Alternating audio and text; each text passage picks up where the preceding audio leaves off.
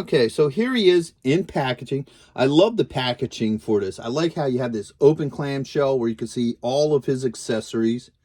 You got your choking hazard here, age restriction, Cobra Island, G.I. Joe classified, his name, and then you get this nice piece of art. I like that artwork on here.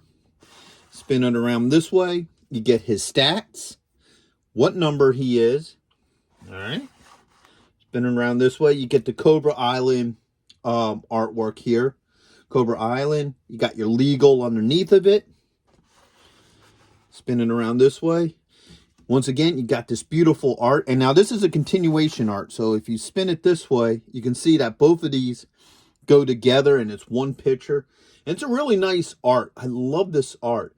And that's the one thing I notice about the G.I. Joe classified line, is that sometimes the art is a hit or a miss. Like sometimes they have really beautiful art like this, and other times I'm looking at it like, man, what were they thinking?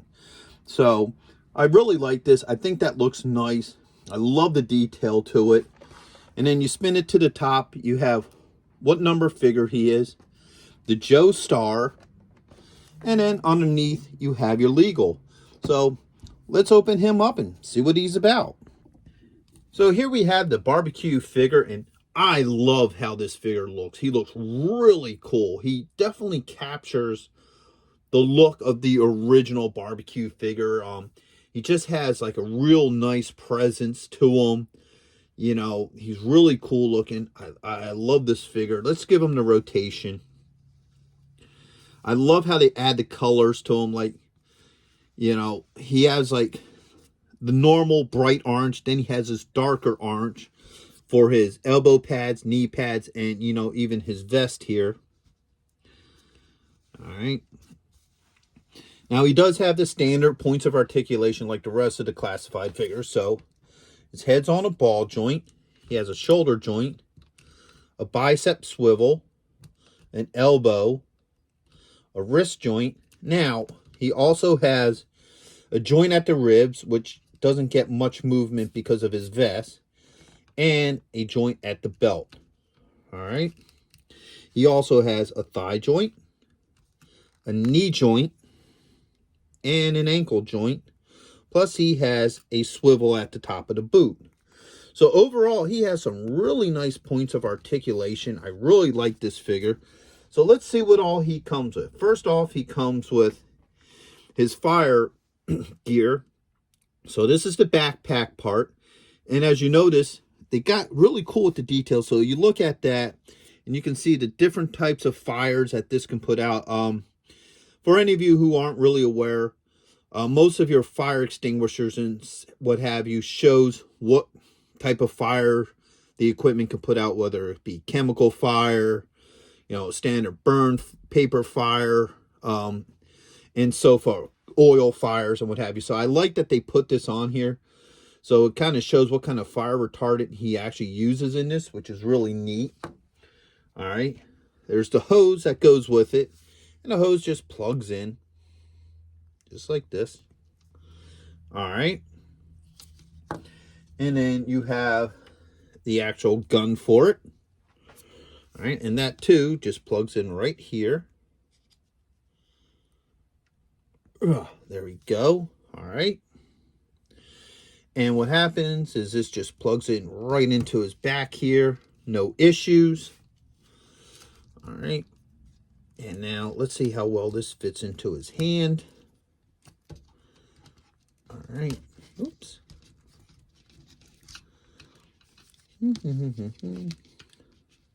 You know what? Let's make it easier on ourselves. All right. Take that off of there for a second. All right. Definitely got to work it into the hand. The fingers are a little bit movable, but they're a little bit stiff. There we go. All right. Get that like that. Put that back on there like this. The hose in like that. All right. Oops. So there he goes. He has his, you know, nozzle gun in his hand. The cord goes all the way to the back of the pack. So it does work. Now, it might take a little bit of time for this hose to kind of work into shape, you know, because it's, you know, it's been sitting in the packaging, so it's been in that straight shape for a while. So you may have to work it and bend it and play with it for a little while for it to, you know, eventually get, you know, adjusted to this shape and what have you. So it might give you a little bit of problems for a while. But overall, it really works. And now when you get the gun out of his hand, what also is cool is he has this little holster right here. All right, so that just pops in there, and now the nozzle is in a holster. And apparently I just found out today that good old barbecue here is a lefty. So that's kind of cool that they put that in with him. Now, here's something that I'm noticing right here. Let me pull this out of here. Be careful putting this gun in, because I don't know how well you can see it, but with me messing around with the gun, it now has a light spot here. Okay? So I don't know how well you can see it. So anytime you see that discoloration in plastic, means that there's a probability of it breaking. Because if you look, this is really thin right here. So when you try to put this in his hand, be very, very, very careful. Because that looks like that can break if you're a little too tough with it. So even if you have to take like a small screwdriver and open up the fingers a little bit, be very much aware of that. The last thing you want is that breaking at this weak point, and then now your barbecue can't hold his nozzle anymore. So that is something for any of you to be aware of if you get this figure. All right. So with that being said, let's look at his other accessories. So he has a small axe. Okay. And he has a bigger axe. All right. So the big axe, let's just get it into this hand. All right. And his fingers do move a little bit, but they're very, very tight. So be aware of that.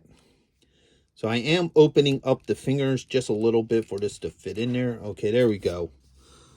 So now he has that axe. All right. Pop that out of there. All right. And this axe, there's a little spot right here that it just fits right on.